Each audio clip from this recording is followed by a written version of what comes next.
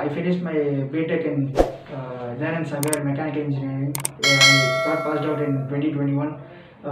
Because of obviously, since mechanical engineer, we won't get so much core companies. So I thought learning a language will be good.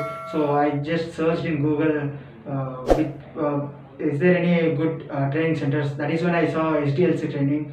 I came to training institution. I spoke with Mr. Santosh, who is the CEO. He gave me counseling and told me to attend the demo classes. So I just attended demo classes and I felt good. Yeah, this is a good training. So from the next year onwards, I started attending regularly. I paid the fees and I started attending regularly. There was a good communication. There was good training. Trainer also was good. So I'm still learning. I just finished my Python. So Django is going on. So yeah, I suggest everyone to join SDLC Training Center.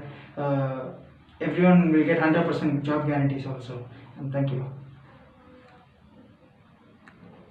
Yeah, everyone should join SDLC.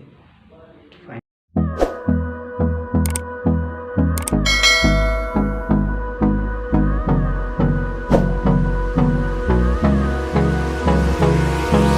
Hold me close till I get up. Time is barely on our side.